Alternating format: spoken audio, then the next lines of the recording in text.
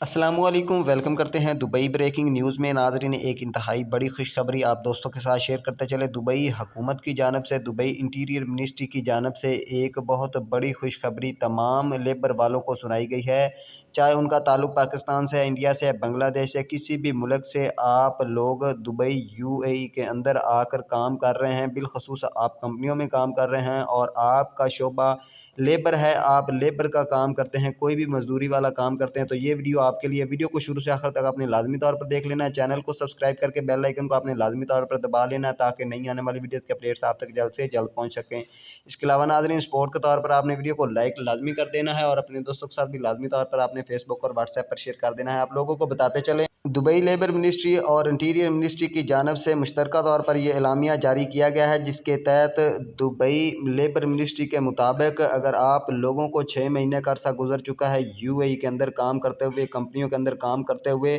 और अगर आपकी कंपनी आपको 6 महीने के बाद आपको अपने घर नहीं जाने देती, छुट्टी नहीं देती है, तो आप लोग कंपनियों के ऊपर केस कर सकते हैं। आपको ऑफिशियली तौर पर अब इजाज़त मिल चुकी है कि आप 6 महीने के बाद जा सकते हैं छुट्टियों